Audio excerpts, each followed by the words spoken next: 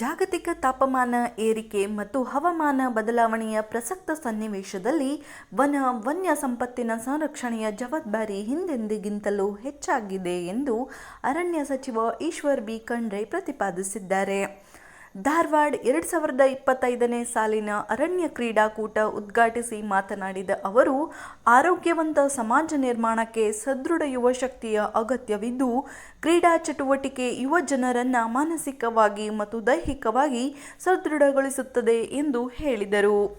ಹಾಕಿ ಮಾಂತ್ರಿಕ ಧ್ಯಾನ್ ಚಂದ್ ಅವರನ್ನು ಸ್ಮರಿಸಿದ ಈಶ್ವರ್ ಖಂಡ್ರೆ, ಸರ್ಕಾರ ಕ್ರೀಡಾಪಟುಗಳಿಗೆ ಮತ್ತು ಕ್ರೀಡಾ ತರಬೇತುದಾರರಿಗೆ ಪ್ರೋತ್ಸಾಹ ನೀಡಲು ಖೇಲ್ ರತ್ನ, ಅರ್ಜುನ್ ಪ್ರಶಸ್ತಿ, ದ್ರೋಣಾಚಾರ್ಯ ಪ್ರಶಸ್ತಿ ಮೊದಲಾದ ಪ್ರಶಸ್ತಿಗಳನ್ನು ನೀಡುತ್ತಿದೆ. ಇಲ್ಲಿ ಪಾಲ್ಗೊಳ್ಳುವ ಇಲಾಖೆಯ ಸಿಬ್ಬಂದಿ ರಾಷ್ಟ್ರಮಟ್ಟ, ಅಂತಾರಾಷ್ಟ್ರೀಯ ಮಟ್ಟದ ಕ್ರೀಡಾಕೂಟಗಳಲ್ಲಿ ಭಾಗವಹಿಸುವಂತಾಗಲಿ ಎಂದು ಹಾರೈಸಿದರು.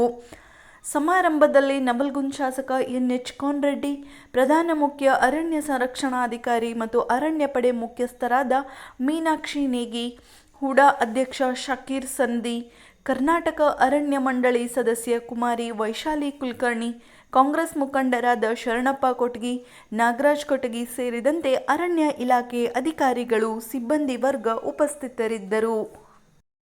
ಅದು ಕೂಡ ಅರಣ್ಯ ಇಲಾಖೆಯವರು ಸ್ಪೋರ್ಟ್ಸ್ ನಲ್ಲಿ ಬಹಳ ಪ್ರೀತಿಯಿಂದ ಭಾಗವಹಿಸಿರಿ. ನಮ್ಮೆಲ್ಲ ಕ್ರೀಡಾಪಟುಗಳಿಗೆ ಒಂದು ಶುಭಾಶಯಗಳನ್ನು ಕೋರಿ, ನೀವು ಅಂತಾರಾಷ್ಟ್ರೀಯ ಮಟ್ಟದಲ್ಲಿ ಭಾಗವಹಿಸತಕ್ಕಂಥ ಕಾರ್ಯಕ್ರಮ ನೀವು ಮುಂದಾಗಬೇಕು ಅನ್ನೋಂಥ ಶುಭಾಶಯನ ಕೋರ್ಲಿಕ್ಕೆ ಬಯಸ್ತೇನೆ.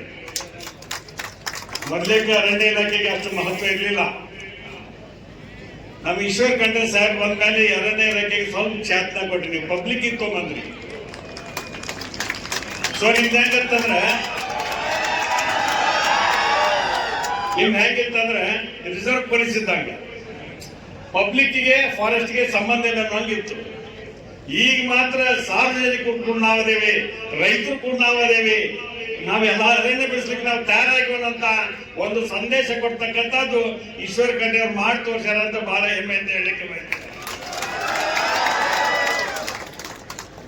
ನಾನು ಈ ಅರಣ್ಯ ಇಲಾಖೆಗೆ ಬಹಳ ಜವಾಬ್ದಾರಿ ಇದೆ. ಮೊದ್ಲೇಕೆ ಗಿಡ ಬೆಳೆಸಿದ್ರೆ ಅರಣ್ಯ ಇಲಾಖೆ ಎದಕ್ಕೆ ಬಳಸ್ತಾರೆ, ಬಿಡಮರ ಅಂತಿದ್ವಿ. ಈಗ ನೀವು ಬೆಳೆಸಿದ್ದು ಉಳ್ಸಾಕ್ತಾ ಇರಲಿಲ್ಲ, ನಾವು ತಗೊಂಡೋಗಿ ಹಚ್ಚಾಕತ್ತೀವಿ. ಅಂದ್ರೆ ಅಷ್ಟು ಅವೇರ್ನೆಸ್ ಬಂದಿದೆ. ಗಿಡ ಇಲ್ಲ ಅಂದ್ರೆ ಮಳೆ ಇಲ್ಲ. ಇವತ್ತು ಎಲ್ಲಿ ಬೇಕಲ್ಲಿ ಹೋಗಿ ಅವರೊಂದು ಸಣ್ಣ 40-60 ಸೈಟ್ ಇದ್ರು 2 ಗಿಡ ಹಚ್ಚೋಗಿರುವಂತ ತೀರ್ಮಾನಕ್ಕೆ ಬಂದಾರ ಜನ. ಯಾಕಂದ್ರೆ ನೆರಳಿಗೆ ಗಿಡ ಬೇಕು, ಹಣ್ಣಿನ ಗಿಡಗಳು ಬೇಕು. ಹಣ್ಣಿಲ್ಲದ್ರೆ ನಾವು ಬದುಕಲಿಕ್ಕೆ ಆಗಲ್ಲ. ಫಾರೆಸ್ಟ್ ನಲ್ಲಿ ನಮ್ಮ ಈ ದಾಂಡೇಲಿ ಕಡೆ ಹೋಗ್ಬಿಟ್ರೆ, ದೊಡ್ಡ ದೊಡ್ಡ ಅರಣ್ಯ ನೋಡ್ಬಿಟ್ರೆ ಕಣ್ತುಂಬ ಸಾಲ. ಮಣ್ಣ ಬಂಡೀಪುರಕ್ಕೆ ಹೋಗಿದ್ವಿ, ಏನಾದ್ರು ವ್ಯವಸ್ಥೆ ಎಷ್ಟು ನೀಟಾಗಿಟ್ಟಿರಿ. ಅದಕ್ಕೆ ಅರಣ್ಯ ಇಲಾಖೆಗೆ ಒಂದು ದೊಡ್ಡ ಶಕ್ತಿಯನ್ನು ಕೊಟ್ಟಿರಿ ಅಂತ ನಾನು ಹೇಳಿಕೆ ಬಯಸ್ತೇನೆ.